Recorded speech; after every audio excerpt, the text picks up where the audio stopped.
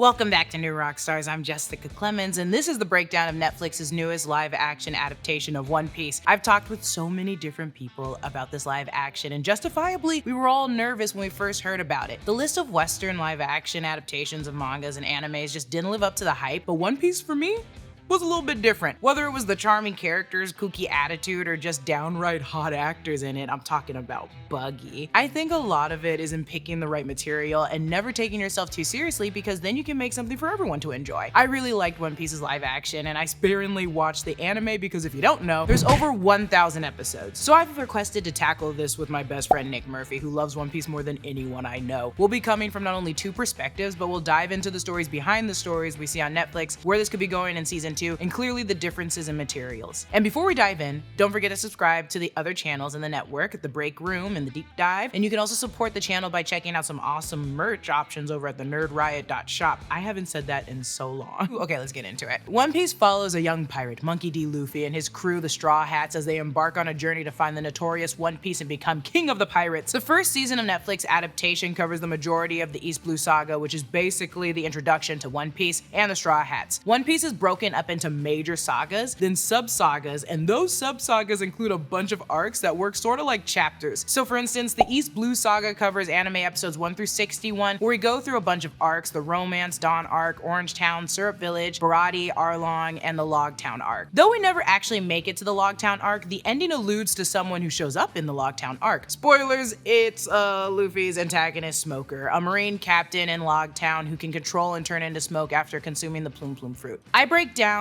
what episodes of the anime are covered in what episodes of the live action, but that doesn't mean everything is the same. They actually took some liberties and different approaches to make it better for TV. Though a lot can be said in tandem with the anime, it really was the creator of One Piece, Ichiro Oda, that made the live action a reality. They had a hard time building out the characters and their emotional arcs that work in TV, so they went back to Ichiro's SBS chapter notes, where he answered fan questions that explore character backstories and what they want. It also helps when Ichiro and his team assist along the way. He acted as a guard dog to ensure the material was being adapted in the correct way. This was covered in an interview with the New York Times. There were numerous scenes that the production agreed to reshoot because he didn't feel like they were good enough to put out into the world. This feels like the same control Neil Druckmann had in The Last of Us that made it so successful. It's nice having the creative control or just massive insider knowledge when needing to tweak things in the material because it's coming from the source itself. Also, you know, Ichiro Oda is literally higher than like the GOAT, so he wasn't going to let anything just like fly without his permission, right? I'd also like to add, because it's been in controversy lately, but the nationalities of the Straw Hats are diverse, and Oda answered this question ages ago in an SBS. It also makes sense because they're literally traveling the world, picking up different people and just being pirates. So Luffy is from Brazil, Zoro's from Japan, Nami is Swedish, Usopp is from Africa, don't get me started, and Sanji is French. There's also other Straw Hats that we haven't met yet, like the Dr. Chopper from Canada and the skeleton musician Brooke, who's Austrian. Across the first season, we expand on the origins of the Straw Hat crew, though the first episode covers half of the Romance Dawn arc, which for the anime is covered in episodes 1 through 3. This is the first story arc of the manga in which both Luffy and Zoro's pasts were revealed, but also where we met Kobe and Zoro becomes his first mate. Technically, we don't meet Nami here, but they changed that for the live action. At the beginning, we see the execution of Gold Roger, and in the anime, we get a similar scene, just not with Admiral Garp there. So we start to see how the show wants to tether stories and weave them together from the jump. Even at the beginning, we see some of our beloved older pirates like Mihawk and Shanks, just to remind you that it's been years since the execution next time we see the characters, and no one still has found the One Piece yet. We meet our Monkey D. Luffy, played by Naki Godoy, who might be my favorite casting ever. This boy is literally perfect. When he met Ichiro Oda in one of the most heartwarming promos I've ever seen, Ichiro said, "You're just like the character I draw in the manga. I intuitively thought, that's Luffy." It made me cry the first time I watched it. Luffy ate the devil fruit known as the Gum Gum fruit. With the Gum Gum fruit, Luffy is able to do more than just stretch his limbs to outrageous proportions.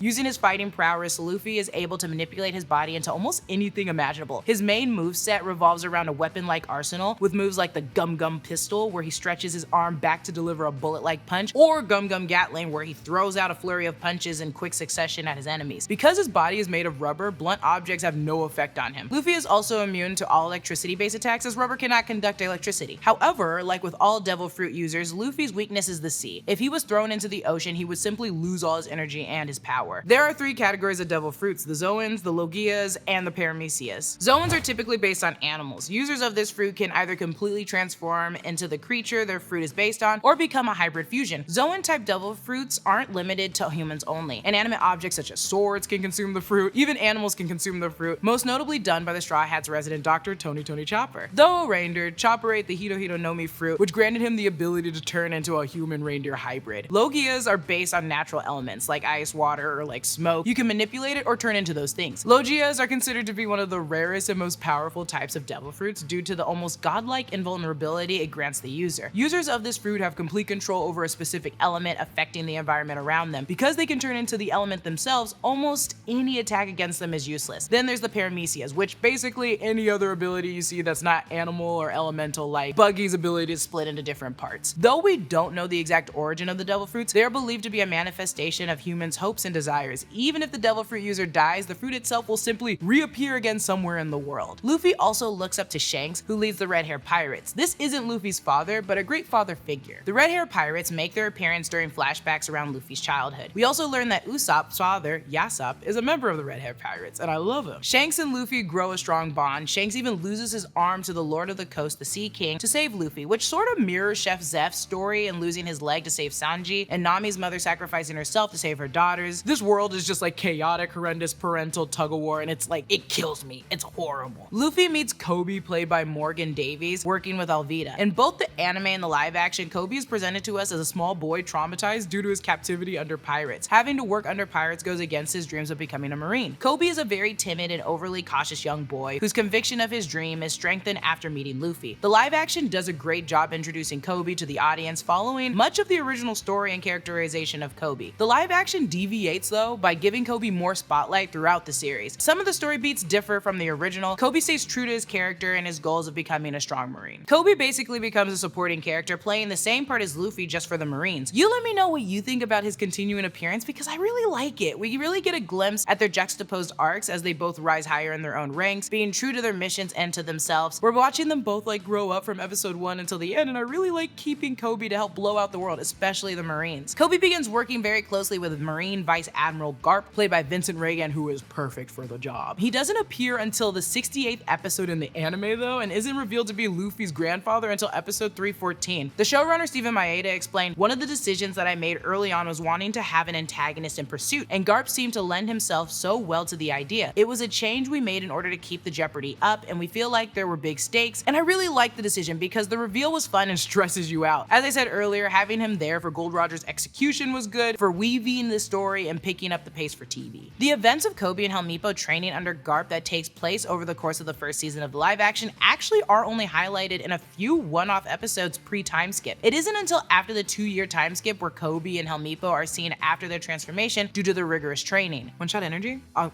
try one. And if it doesn't wake me up, I'm gonna be pissed. Oh yeah.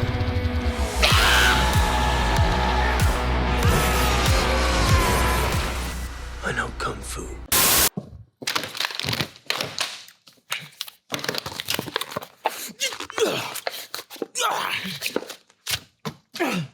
Okay, I'm gonna try the focus ones now.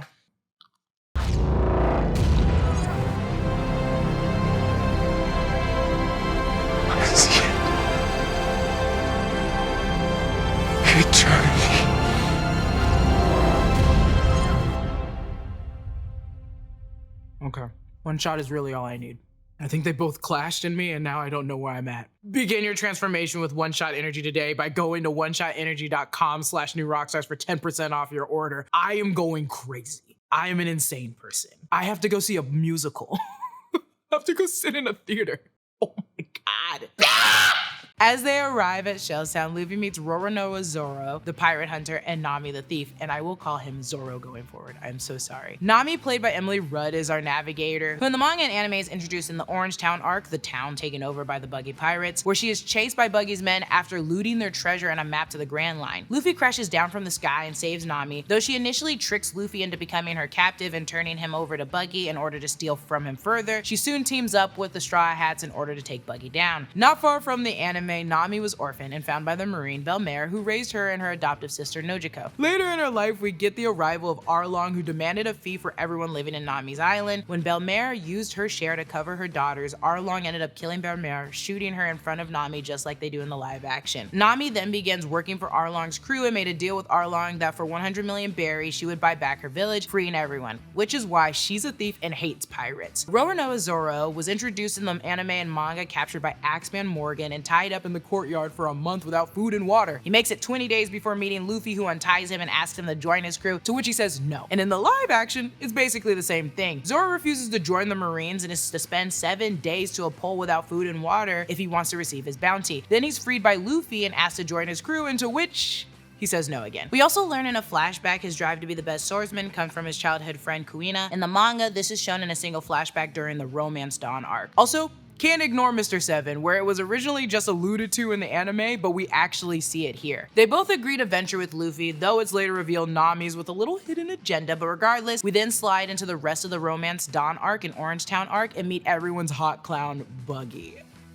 Okay, who arguably was still fine as hell in the anime. I'm standing my ground on this one. In this live action, Buggy drugs and kidnaps the Straw Hats. Luffy swallows the map and Buggy tortures him in search of it. While Nami and Zoro are held hostage in another part of the circus tent, they eventually break free and Luffy defeats Buggy, as well as setting all of Buggy's hostages free. Then we slide into episode 3 that covers the first half of the Syrup Village arc, which in the anime is episodes 9 through 11. In Syrup Village, we meet Usopp, who introduces the gang to Kaya, a sick heiress under the care of horrible people scheming to take her riches. Immediately, fans notice Usopp's normal nose, and yes, his long nose is gone. The showrunner thought it would be unintentionally comical in a way that would distract from the character, and I agree. We also don't get the Usopp pirates, the children inspired by Usopp who pretended to be pirates in Syrup Village. Usopp, like in the anime, had a father, Yasopp, of the Red Hair Pirates, that left when he was young, and his mother died from an unnamed illness. Young Usopp would tell his mom stories just like he told Kaya, and though they were lies, they cheered the two up. Unfortunately, like the boy who cried wolf, no one in the village believed him, and when an emergency did arise, they still didn't believe him. This blends with episode 4 that covers the second half of the Syrup Village arc, where we really see the big bad of Kaya's mansion, Kuro. Kuro is serving nothing but like, he's given Freddy Krueger, and I love him. Kuro was the captain of the Black Cat Pirates with 2 companions. In the anime, the companions were brothers. Here, they're just colleagues. Also in the live action, they've been keeping Kaya sick instead of just killing her by the hypnotist Django, who doesn't make an appearance in this at all. The fight between Usopp and the Straw Hats and Kuro is much bigger in the anime. In the anime, Usopp actually has his own crew. Kuro also has more of his own crew involved in the fight, with the plan to actually kill them to keep his true identity as a pirate from ever being revealed. This fact was actually what motivated Luffy to defeat Kuro, as he was mad that any captain would ever think to do this to their own crew. Kaya is captured by Django. She threatens to kill herself in order to save Usopp's crew that are trying to protect her, but with his sniper skills, Usopp takes out Django and saves Kaya, of course with the help from Zoro. In the live action, their plan blew up in their face, and they were defeated by the Straw Hats, and Usopp then joined as their newest member with their new ship, the Going Merry, named after Mary who died by Kuro. Sorrows, sorrows, prayers, prayers. Then we're taken to episode 5 that covers the first half of the Barrick arc. Bariati arc, which for the anime covers episodes 19 through 24. This is where the gang arrive at Barati and we meet Sanji. In both the live action and anime, we meet Sanji at Barati, who is a waiter hitting on Nami. That all rhymes. Much of the core aspects of Sanji are represented well in the live action. Sanji is a cool, suave cook. Really, the biggest difference is the delusion of just how love-struck he is by women. Other than finding the all blue, women are one of Sanji's major motivations for taking action. There was even a time when Sanji fully needed a blood transfusion because he lost too much blood from a nosebleed after meeting a bunch of mermaids. And this wasn't just a joke, it was actually a serious plot point that spanned over a few episodes because Sanji almost died from it. This episode was my favorite episode though, episode 5. Luffy's as supportive and loyal as Sanji, and it really feels like Luffy's been teaching others every episode, but he starts to actually learn from this chef. Not only do their origins with their mentors blend, but so do their positive, optimistic outlooks. Where Kobe is a lawful version of Luffy, Sanji feels like that mature yet silly version of Luffy. While we meet Sanji, we also meet Mihawk, and do I love Mihawk. Maybe it's the actor, I don't know. Now, when we're introduced to Mihawk, he's killing a well-known character, Don Krieg, who normally has a much longer life in the Barati arc, but instead dies in the live action immediately, and his role is kind of usurped by Arlong. This was blessed by Oda himself, you guys. They said it in an interview with Variety. I'm sure this was done just to tie into Nami's story and close out the first season, and I'm sorry that he died so quickly. Dracul Hawkeye's Mihawk is one of the 7 warlords of the sea, pirates that are basically granted a pardon by the Marines in exchange for doing work for them. Mihawk Mihawk holds the title of being the strongest swordsman in the world. He's one of the most serious characters in all of One Piece, rarely showing emotion even when fighting. Because of his skill and title, he represents the ultimate obstacle for Zoro, who dreams of becoming the strongest swordsman. Episode 6 covers the second half of the Barati arc after Zoro is defeated by Mihawk and Arlong has tracked his way all the way back to Luffy and his crew, all thanks to Buggy's ear stuffed into Luffy's straw hat. In the anime, the first time we see Arlong is at the Kokiyashi village when Nami runs away to settle her debt. In the live action, we're seeing them much sooner. Nami betrays Luffy at Barati as she decides to go back to the village with Arlong with the Grand Line map. This is when it's revealed to us that Nami is a double agent for Arlong, but as I said earlier when detailing Nami's backstory, it's clearly all a front. In the anime, Arlong is depicted as a ruthless and intimidating fishman with strong desire for wealth and an even stronger hatred of humans, just like me. Arlong believes that humans are inferior to fishmen due to their lack of strength and inability to breathe underwater. To him, humans simply are behind in evolution when compared to fishmen. Arlong has always held a distaste for humans, though initially it was less targeted. It wasn't until his former captain, Fisher Tiger, was killed that his hatred grew to the level that it is now. Arlong's anger stemmed from the enslavement of the fishmen, which led him to enslave humans himself. Episode 7 covers the first half of the Arlong Park arc, where episode 8 covers the second half. This is where the Straw Hats decide to free the villagers and defeat Arlong and his men. We get this heart-wrenching scene of Nomi's money going to waste and being betrayed by Arlong, and I hate it. Everyone loves the walk to Arlong Park in the anime, and this scene is almost shot for shot the same in the live action. Nami covering her mouth, the way they're all waiting, the three-way split screen of right! They do a lot of similar shot-by-shots to the anime, like Shanks losing his arm to the Sea King and the fight between Mihawk and Zoro. Though luckily the live action ends on a high note as the gang defeats Arlong, frees the villagers, and it's revealed that Luffy now has a major bounty on his head. While it's exciting to know that he's a full-fledged pirate, it's also daunting that everyone in the East Blue will be looking for him to collect. The Straw Hats set sail for their Grand Line with their newest flag, and their next adventure awaits, eventually crossing paths with Smoker. That's it for our breakdown of season 1 of the live action adaptation of One Piece, and I